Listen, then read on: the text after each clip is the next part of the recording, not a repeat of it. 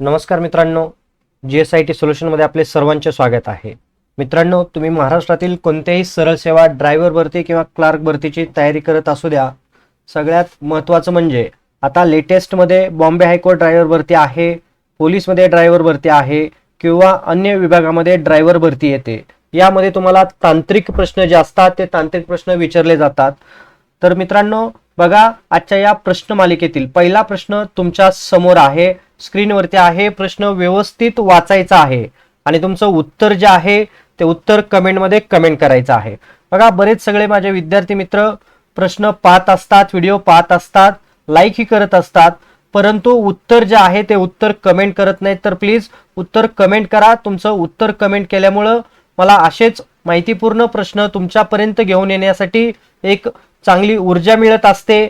आणि तुम्हाला जर अशाच पद्धतीचं ड्रायव्हर भरतीचं तांत्रिक प्रश्नांची PDF हवी असल्यास तुम्हाला आपल्या mtechsulu.com या वेबसाईटवरती ती उपलब्ध करून दिलेली आहे.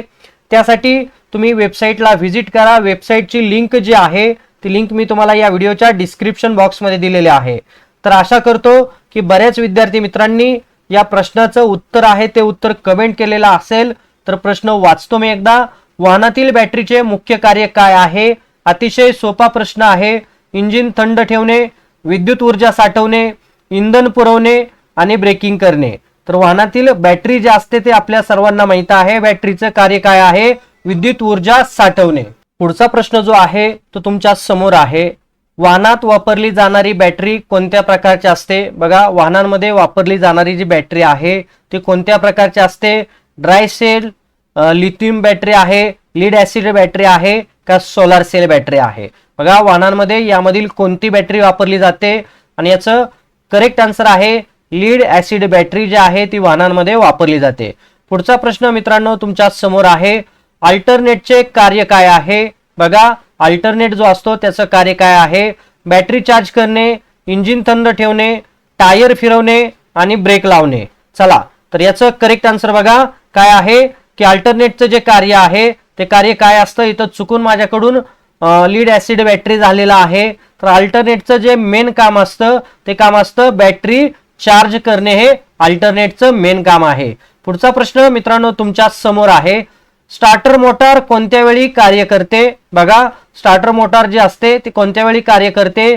इंजिन बंद असताना, इंजिन सुरू असताना, ब्रेक लावताना आणि वाहन थांबल्यावरती. बघा, स्टार्टर मोटरचं कार्य विचारलेलं आहे. चला, उत्तर कमेंट करा.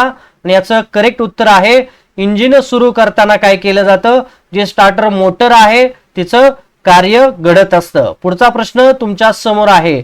फ्यूज जो आहे गाडीमध्ये त्याचा उपयोग काय आहे? फ्यूजचा उपयोग विचारलेला आहे. व्होल्टेज वाढवणे, सर्किट सुरक्षित ठेवणे, करंट वाढवणे आणि बॅटरी चार्ज करणे. चला, फ्यूज जो असतो त्याचा उपयोग काय असतो? तर याचं करेक्ट आन्सर बघा काय आहे? सर्किट जे असतं गाडीमध्ये वायरिंगचं ते सर्किट सुरक्षित ठेवण्यासाठी फ्यूज वापरला जातो. आलं का लक्षात? चला, पुढचा प्रश्न आजच्या प्रश्नमालिकेतील. वाहनातील हेडलाईट कोणत्या सर्किटवर चालते? बघा, वाहनांमध्ये जी काही हेडलाईट असते ती कोणत्या सर्किटवरती चालते? AC, DC, बोथ आणि नॉन. चला, हे 4 ऑप्शन आहेत आपल्याला आणि पटपट वारेच्या वेगानं आपलं उत्तर आहे ते उत्तर कमेंट करायचं आहे. अजूनपर्यंत आपल्या चॅनलला लाईक, सबस्क्राईब आणि शेअर केलं नसेल तर प्लीज आपल्या चॅनलला लाईक करा, सबस्क्राईब करा आणि सगळ्यात महत्त्वाचं म्हणजे बेल आयकॉनचं बटन दाबायला विसरू नका. म्हणजे असेच माहितीपूर्ण नवनवीन व्हिडिओ सर्वात अगोदर तुमच्यापर्यंत येतील. तर याचं करेक्ट आन्सर आहे गाड्यांमध्ये बघा DCचा जो सर्किट असतं DC सर्किटवरती गाड्या चालतात. DCचा फुल फॉर्म आहे डायरेक्ट करंट. तर वाहनातील हेडलाईटमध्ये कोणत्या ह्याच्यावरती चालतं सर्किटवर? तर DC सर्किटवरती. पुढचा प्रश्न तुमच्या समोर आहे. वाहनात 12V बॅटरी असल्यास त्याचा अर्थ काय होतो? बघा, 12Vचा अर्थ काय होतो? 12 एम्पियर, 12 वॅट, 12 व्होल्ट, 12 ओहम. आणि याचं करेक्ट आन्सर आहे 12 व्होल्ट. हा काय आहे? 12Vचा अर्थ आहे. पुढचा प्रश्न तुमच्या समोर आहे. वाहनातील हॉर्न काम करत नसेल तर प्रथम काय तपासावे? बघा, वाहनांमध्ये हॉर्न काम करत नसेल तर प्रथम काय तपासावे? इंजिन, टायर, फ्यूज आणि ब्रेक. अतिशय सोपं उत्तर आहे. उत्तर कमेंट करायचे आणि याचं करेक्ट उत्तर आहे फ्यूज आपल्याला सर्वप्रथम जर गाडीमधील आपल्या हॉर्न वाजत नसेल तर फ्यूज आपल्याला चेक करावा लागतो. त्याच्यानंतर वायरिंग कुठं सटकलेली आहे का ते चेक करायचं. चला पुढचा प्रश्न तुमच्या समोर आहे. बॅटरी डिस्चार्ज होण्याचे मुख्य कारण काय असू शकते. बघा आपल्या गाडीतील बॅटरी डिस्चार्ज होण्याचं मुख्य कारण काय असू शकतं.